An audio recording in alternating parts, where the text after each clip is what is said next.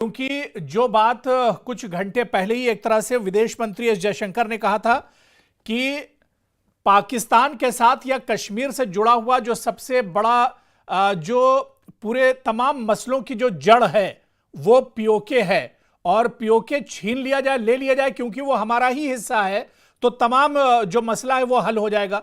और ठीक उसी तरह की बात कविंदर गुप्ता जी उमर अब्दुल्ला ने भी कही है। उन्होंने कहा कि किसी ने रोका नहीं है पीओके लेने के लिए, आप जाइए और उस पर मतलब कार्रवाई कीजिए और उसको ले लीजिए, वो तो अपना ही हिस्सा है। कविंदर गुप्ता जी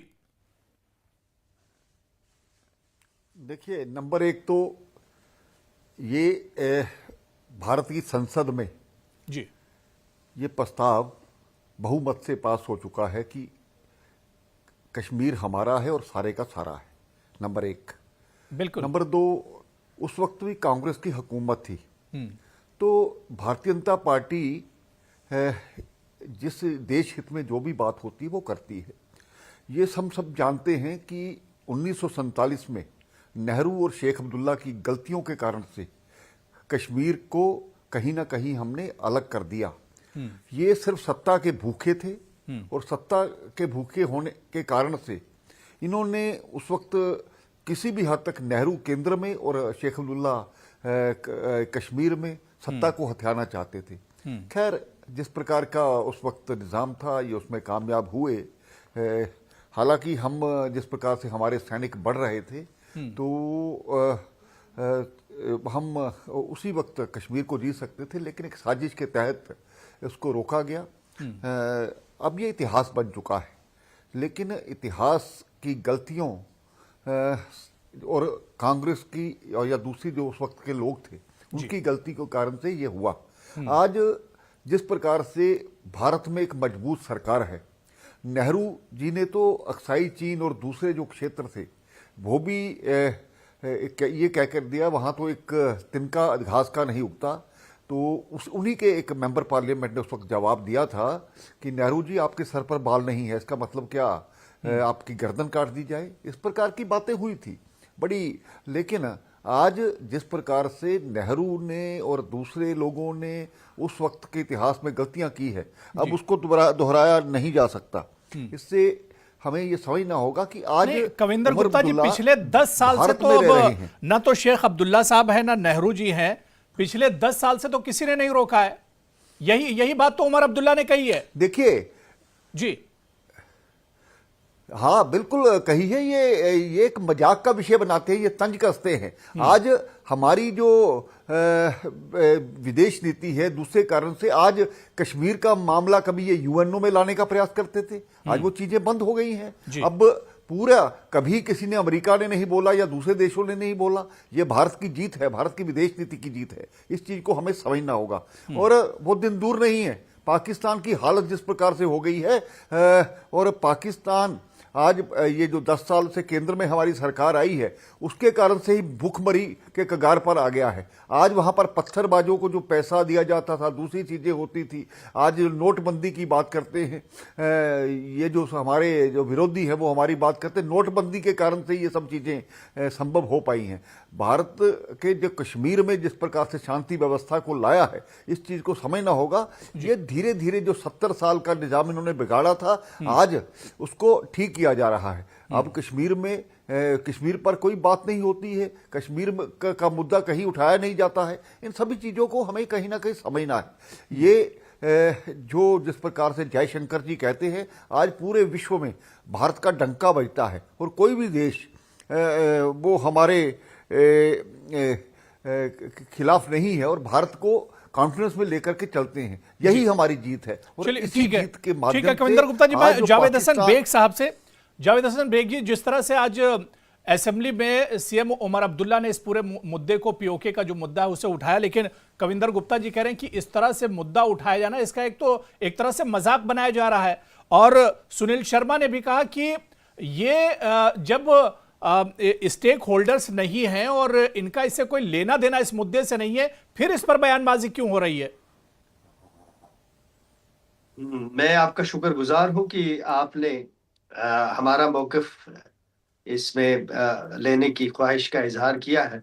तो हम सबसे पहले जो हमारे फॉरेन मिनिस्टर हैं उनकी स्टेटमेंट का शुक्रिया अदा करते हैं जी। कि उन्होंने एक बहुत ही जिम्मेदारी की स्टेटमेंट दी है कि जम्मू कश्मीर का जो 1947 में जम्मू कश्मीर था उसको इकट्ठा किया जाएगा। और उसका मतलब ये हुआ कि जो 1947 में हमारा एरिया इस वक्त पाकिस्तान के कब्जे में है जी। और कुछ एरिया हमारी चीन के कब्जे में है। जम्मू कश्मीर के लोगों की ये ख्वाहिश है, चाहे उसमें जम्मू के लोग हों, कश्मीर के लोग हों, लद्दाख के लोग हों, जी। रंग नस्ल या मजहब के लोग हों, उनकी ख्वाहिश ये है कि ये सारा इकट्ठा हो और ये हिंदुस्तान का हिस्सा हो। जिस तरह हम हिंदुस्तान का हिस्सा हैं उस तरह उनका वही आईनी हक बनता है, क्योंकि हिंदुस्तान के आईन के तहत और हमारी जो पार्लियामेंट में करारदाद है उसके तहत जो चीन के पास हिस्सा है, जो पाकिस्तान के कब्जे में जेर कब्जा है, उस सब को इकट्ठा करके एक वही रियासत का दर्जा फिर बहाल कर रहा है जो हुआ करती थी। तो इस सिलसिले में हम उनके जो उन्होंने ये स्टेटमेंट दी है इसका खैर मकदम करते हैं और उम्मीद रखते हैं कि इस सिलसिले में ये एक जमीनी सतह पर हमें को उनकी नजर आएगी भारतीय जनता पार्टी की कि वो इसको इकट्ठा करने के लिए कोशिश करेंगे और जी। जम्मू कश्मीर 1947 का जो जम्मू कश्मीर था वही बहाल हो जाएगा। नहीं, उमर अब्दुल्ला ने जिस तरह से आज पूरे मुद्दे को असेंबली में जावेद साहब उठाया और उन्होंने कहा कि आज की जो सरकार है, केंद्र में जो सरकार, उसे किसी ने रोका नहीं है। पीओके आप जाइए, उस पर कार्रवाई कीजिए और उसे मिला लीजिए। एस जयशंकर साहब ने कहा कि तमाम मसले की जो जड़ है वो पीओके है, तो पीओके भी जब मिल जाएगा, क्योंकि वो हमारा अटूट हिस्सा है भारत का, तो जब मिल जाएगा तमाम मसले हल हो जाएंगे। हम तो इस जो उनकी ये स्टेटमेंट है इसको न सिर्फ इंडोर्स करते हैं, इसका खैर मकदम करते हैं और उम्मीद रखते हैं कि जो भी तरीका मरकजी हुकूमत मुनासिब समझती है, चाहे बातचीत का लेकिन जावेद साहब देखिए, कविंदर गुप्ता जी कह रहे हैं कि उमर अब्दुल्ला, जब जम्मू कश्मीर यहां का कोई लेना देना नहीं है और असेंबली में उसकी बात की जा रही, पार्लियामेंट में जबकि ये पूरा मुद्दा उठाया जा चुका है, पार्लियामेंट में तमाम चीजें पास हो चुकी है, फिर तो एक तरह से मजाक किया जा रहा है इसके साथ। ये कौन है ये अक्ल कुल? ये किसको इतना अकल आ गया है कि वो ये समझता है कि जम्मू कश्मीर के लोग, चाहे वो जम्मू के हों, चाहे वो कश्मीर के हों, चाहे वो लद्दाख के लोग हों, उनमें से किसी को ये इख्तियार नहीं है कि जो हमारे मुल्क का कोई हिस्सा किसी दूसरे मुल्क के कब्जे में हो और हम अपने मुल्क की बात करें कि उसको वापस लाया जाए तो हमारा दायरे इख्तियार से बाहर है। ये कौन है इतना अक्लमंद सियासत में जिसको ये इख्तियार है? जरा मुझे नाम तो बताएं ना उस अक्लमंद आदमी का, मैं उससे पूछता नहीं, हूँ। कविंदर गुप्ता साहब जवाब देंगे, वो आपको। कविंदर गुप्ता साहब आप जवाब दे सकते हैं सर जी। ये मुझे नहीं पता किस जमात के हैं ये, लेकिन जिस जमात का भी ये कोई फर्द है उसको शायद अपनी सियासी जिम्मेदारियों का एहसास नहीं है। जम्मू कश्मीर सारा मुल्क एक बात पर इकट्ठा है और वो ये है कि जम्मू कश्मीर जितना 1947 में था, जिसका एक आईनी तरीके से मुल्क के साथ इल्हाक हुआ है, उसको इकट्ठा करना है और उसके लिए को पहल करनी होगी। कविंदर गुप्ता जी देखिए, जावेद हसन बेग जी यही कह रहे हैं कि सबसे ज्यादा यह मामला तो जम्मू कश्मीर के लोगों से ही जुड़ा हुआ है, क्योंकि पीओके भारत का अटूट हिस्सा जरूर है लेकिन वो कश्मीर का ही हिस्सा है और पूरा ये पीओके और जम्मू कश्मीर सब मिलाकर भारत का ही हिस्सा है। इस वजह से जम्मू कश्मीर के लोगों से जुड़ा हुआ मुद्दा है ये। कविंदर गुप्ता जी बिल्कुल, जावेद हसन बेग साहब की बात बिल्कुल सही है, मैं सहमत हूं इससे। ये जो कह रहे हैं बिल्कुल ठीक कह रहे हैं, लेकिन जो इनके नेता है वो किस प्रकार से कहते, 1999 में जब युद्ध हुआ था तब उसी दौरान वो अक्साई चीन भी ले लिया होता, ये भी लिया होता। भारत बिल्कुल, हमने एक मत इस पर बनाया है पूरे देश ने कि पाक ऑक्युपाइड कश्मीर भारत का हिस्सा है। और आज भी पाकिस्तान का जो टीवी चैनल्स है, आप भी वहाँ पर देखते हैं, एक तरफ मोदी की सरकार और दूसरी तरफ जो पाकिस्तान का निज़ाम है, उस सभी में जब कंपैरिजन करते हैं तो हमने भी सोशल मीडिया के माध्यम से, उनके टीवी के माध्यम से ये साफ सुना है कि आज वहाँ पर भी लोग चाहते हैं कि वो भारत के साथ जाएं। कश्मीर में अमन, चैन, तरक्की जिस प्रकार से हो रही है, तो उस प्रकार से वो मजबूर हैं। वो देखते हैं कि जब 1947 से उनसे दूसरे दर्जे का व्यवहार किया जाता है, बांग्लादेश के साथ भी ऐसा किया जाता था। आज इस प्रकार से बलूचिस्तान, सिंध, कराची में भी एक आग लगी हुई है। पंजाब, जो पाकिस्तान का पंजाब है जी। वो लोग पाकिस्तान की सत्ता पर हावी है। तो उन सभी विषयों को अगर हम लेते हैं तो साफ बात है कि आने वाला समय जब भी ये कश्मीर जो पाक ऑक्युपाइड है वो आएगा तो भारतीय जनता पार्टी के राज में ही आएगा। हम इसके लिए वचनबद्ध हैं। और अगर नेशनल कॉन्फ्रेंस या जावेद साहब इसकी बात कहते हैं तो इसमें वो कोई दो हर्ज नहीं है। लेकिन मेरा ये कहना था कि जिस प्रकार से आपने इस पर चर्चा कराई है और जिस प्रकार से उनका कहना है, वो कहने का लहजा गलत है। और हमें ये समझना चाहिए कि इस विषय पर इकट्ठे होकर के देश हित में यही काम करना चाहिए। इसी में हमारी बेहतरी है, इसी में हमारा एक जो आने वाला भविष्य है। बिल्कुल जाहिर सी बात है कि सबको मिलकर, क्योंकि ये मसला तो सबके लिए ये मसला है और सभी कहीं ना कहीं इस मसले के इर्द गिर्द एक तरह से ये मसला रहता है, तो इसमें तो सबको मिलकर एक जबान होकर इस मुद्दे को उठाना चाहिए। मैं रिटायर्ड ब्रिगेडियर विजय धीमान जी आपके पास आना चाहूंगा। विजय सागर धीमान जी, किस तरह से इस मुद्दे को देखा जाए, क्योंकि पीओके आज का मुद्दा नहीं, बहुत पुराना मुद्दा है और हमेशा से कहा जाता है कि भारत का ये अटूट हिस्सा है, हम सभी इसे मानते हैं और कहते हैं। लेकिन जिस तरह से एस जयशंकर जी ने कहा कि कश्मीर में जो तनाज़े की जड़ है, जो मसले की जड़ है, वो पीओके है, यानी पीओके को एक तरह से वापस ले लिया जाए तो कश्मीर का मसला पूरे तौर से हल हो जाएगा। उमर अब्दुल्ला ने कहा कि अब रोका किसने है, आप जाइए और कार्रवाई कीजिए और उसको मिला लीजिए, उसको ले लीजिए। तो इस तरह की जो बयानबाजी इस पर होती है, और हमेशा हम देखते हैं कि महज बयानबाजी ही तक ये मुद्दा रहता है, तो इसे किस तरह से देखा जाए? देखिए अबू भाई, बड़ा इंटरेस्टिंग है। यहाँ पे बीजेपी के नुमाइंदे हैं, हमारे कविंद्र गुप्ता जी हैं और जावेद साहब हैं एनसी के। कविंद्र गुप्ता जी ने आपको बताया बड़ा क्लियर तरीके से कि हमारा इंडियन स्टैंड क्या है। 22 फरवरी 94 को हमने पार्लियामेंट में ये सर्वसम्मति से पास किया था और पीओजेके को लेना हमारा लक्ष्य है। वो 100% इसमें कोई शक नहीं है और वो हम लेके रहेंगे, क्योंकि अब उसको कैसे लेना है, मिलिटरीली लेना है, डिप्लोमेटिकली लेना है या वर्ल्ड के जियोपॉलिटिक्स के साथ लेना है, ये बड़ा कॉम्प्लेक्स इशू है। ये नहीं कि आज आप पास करें, रेजोल्यूशन पास करें और कल जाके आप उसको वापस ले लें। ये टाइम लगता है। जैसे किसी ने कहा है कि अगर आपका कोई इलाका हार जाते हैं आप, तो वो उस वक्त हार नहीं होती है, हार तब होती है आप उस हारे हुए इलाके को भूल जाते हैं। तो पीएजेके का जो इलाका है, जब भी कभी वापस लेना है, चाहे वो चाइना ऑक्यूपाइड है, पाकिस्तान ऑक्यूपाइड है, वो हमारे को भूलना नहीं है, उसको हमने याद करते रहना है और छोड़ना नहीं है। अभी बात आती है जो अभी ये उमर साहब का बयान आया है। आप देखिए एनसी के जो स्पोक्स पर्सन है, उन्होंने बड़ी सफाई से एक बड़ा अच्छा बयान दिया है। जब से उमर साहब की सरकार आई है, उन्होंने कन्फ्रंटेशन के बजाय जम्मू वालों के साथ मिलकर काम करने का फैसला किया है, दिल्ली की गवर्नमेंट के साथ मिलकर काम करने का फैसला किया है, ताकि जम्मू कश्मीर में खुशहाली फैले। और बिल्कुल सही फैसला है ये। अभी हुआ क्या है कि 2 दिन पहले या मेरे ख्याल में कल की बात है, इल्तिजा मुफ्ती ने एक बहुत बड़ा बयान दे दिया था जी। उन्होंने 13 जुलाई की जो छुट्टी को लेकर के एंटी डोगरा बयान दे दिया था, जिससे उनकी जो पॉपुलैरिटी वैली के अंदर थी बहुत ज्यादा बढ़ गई थी। वैली के अंदर जितने भी लोग हैं, उन्होंने क्वेश्चन करना शुरू कर दिया था उमर सरकार को कि 13 जुलाई की छुट्टी के लिए आप क्या कर रहे हैं। अब उस बदहवासी में आज उमर साहब ने ये पीओजेके वाला जो बयान दिया है, ये उनसे निकल गया, बल्कि या वो उन्होंने उस पीडीपी के उस बयान को काउंटर करने की कोशिश की है। अब देखिए आज तो असेंबली में ये बयान सुबह हुआ है, दोपहर को हुआ है, जब वो अपना भाषण दे रहे थे, और शाम के उनके एनसी के जो स्पोक्स पर्सन आते हैं वो बिल्कुल उलट बोलते हैं, बोले किसने बोला है। हालांकि उमर साहब की जो लैंग्वेज थी वो पक्की तल्ख थी, और सिर्फ तल्ख इसलिए थी कि उनकी जो कॉन्स्टिट्यूएंसी कश्मीर में थी उनको एड्रेस कर रहे थे कि देखिए मैंने अभी छोड़ा नहीं है, अगर पीओजेके का मामला है तो मैं भी इनके ऊपर उंगली उठा सकता हूं।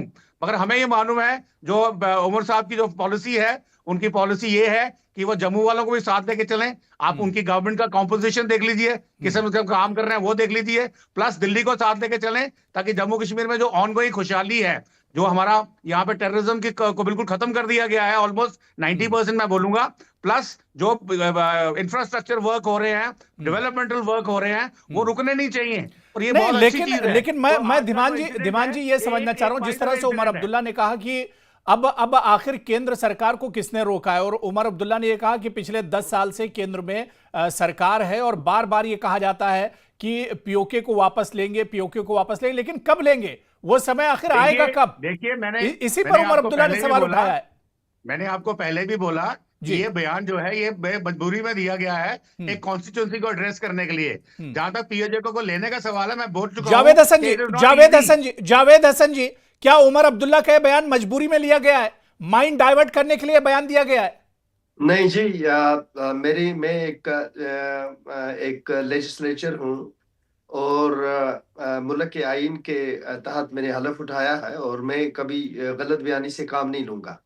हमारे हाउस के अंदर कुछ मेंबर्स ने ये मसला उठाया कि हमारे मुल्क के फॉरेन मिनिस्टर जो हैं उन्होंने ये एक स्टेटमेंट दी है कि जिसमें उन्होंने ये कहा है कि हमने पाकिस्तान के ज़ेर कब्जा जो इलाका है उसको वापस लाना है। तो उसमें जब जवाब दे रहे थे हमारे ऑनरेबल चीफ मिनिस्टर साहब, तो उन्होंने ये कहा कि सिर्फ उस एरिया की बात मत करें, पूरे जम्मू कश्मीर का जो एरिया 1947 में था, जिसमें कुछ एरिया चीन के पास है, इस सबको वापस लेने की बात करें। और हमसे ज्यादा कौन खुश होगा, मैं आपको ये बताता हूँ कि हमसे ज्यादा कौन खुश होगा कि अगर वो सारे का सारा जम्मू और कश्मीर जो उस वक्त 1947 में था, 1946-47 में जो जम्मू कश्मीर था, अगर वो जम्मू कश्मीर एक हो जाता है तो आप अंदाजा नहीं लगा सकते कि ये मुल्क के लिए कितना बड़ा फायदा होगा और जम्मू कश्मीर और लद्दाख के लोगों के लिए कितना फायदा होगा,